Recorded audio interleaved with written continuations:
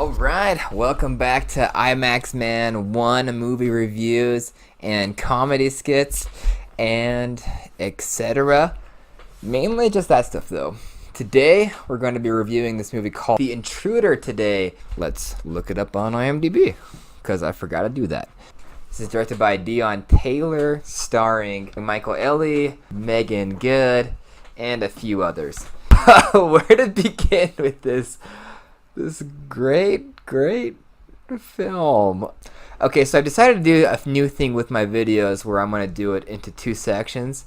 The first section is going to be spoiler free, so if you want to actually watch these films, you can watch this first half. You don't have to worry about anything. But the second half, I'm going to talk about spoilers. So, because I just want to talk about them so bad, and I just want to rip into some films and praise some others.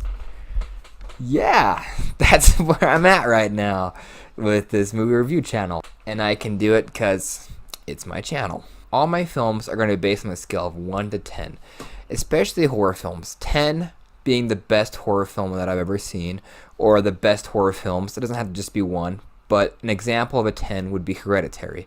An example of a 1 would be Slender Man, and you can see that I put these two here on the scale so you can see where I lay a few films.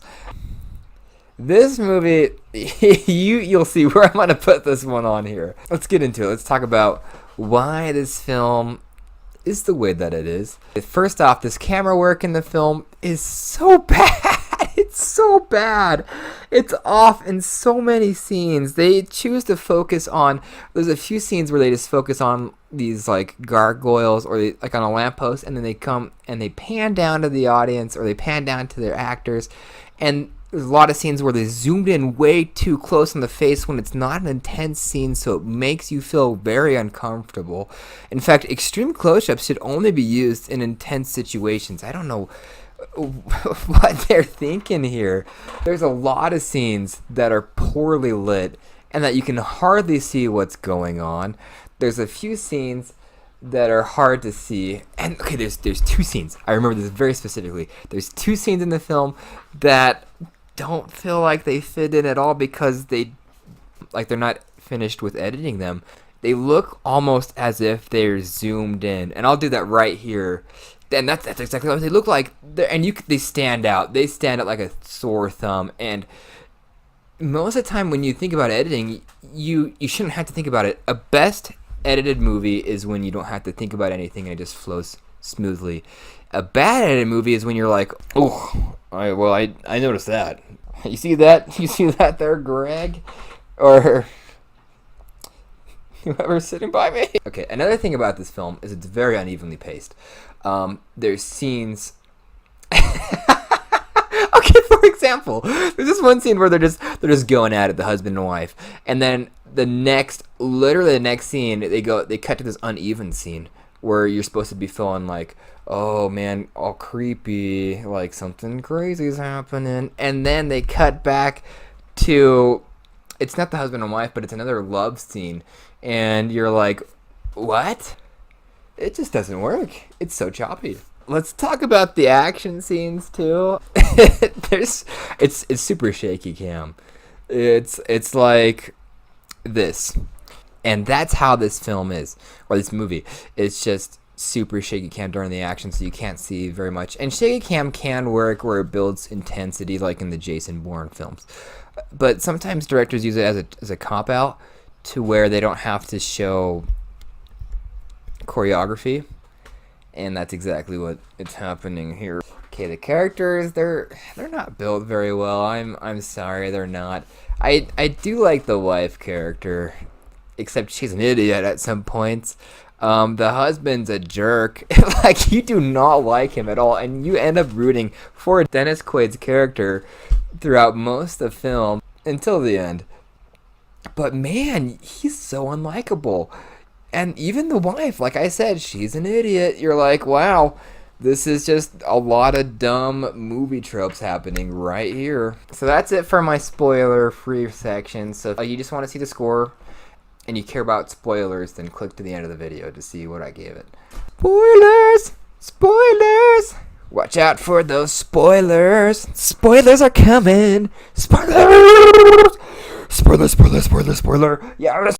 Okay, so the very first scene opens up with the wife having a surprise party for her husband that she threw in advance to him being promoted. I mean, can you imagine if he didn't get the job, how it would be? Rough day at the office. At least I can go home to my beautiful wife. Surprise, honey! Oh, I'm so glad you did it! It's like, look, all of our friends are here. Babe, I didn't get it. I didn't get the job. Ooh. So, we're all here, so I'm gonna get wasted anyways.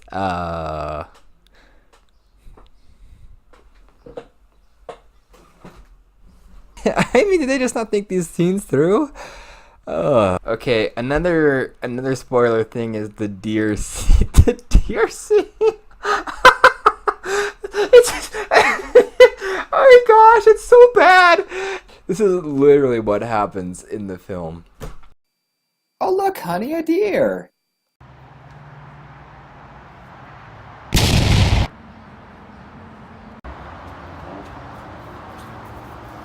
Sorry, they're a nuisance. I mean, he knew they were coming over. Okay, I know that's what the film was trying to do, but okay, the deer was super out of focus and then super far away, but it was right in front of him when that guy ran up and he's like, oh, sorry, I gotta kill this deer right in front of you. Like, I almost shot you. So stupid. So dumb. Oh my. Okay, here's a few of my favorite quotes from the film. One is the friend, and he's like, Rachel, please shut your magic lips. And one of the wife's friends, she's talking about Dennis Quaid's character, who's being all creepy, and she's like, so, what do you think about this man? He's kind of a hotter, older man, right? What? Also, the very end scene.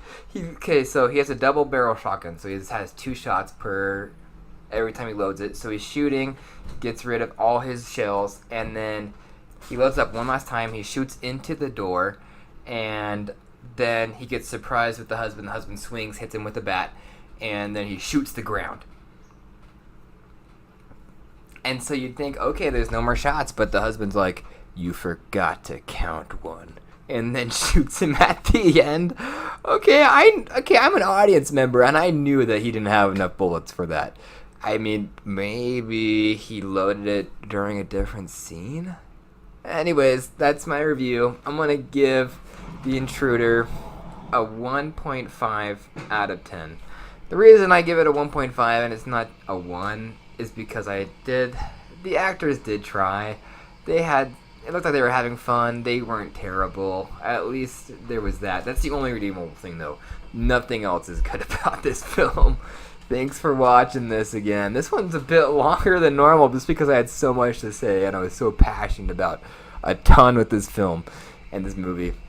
Thanks for watching all this. Hopefully you liked all the skits in it. Okay, goodbye.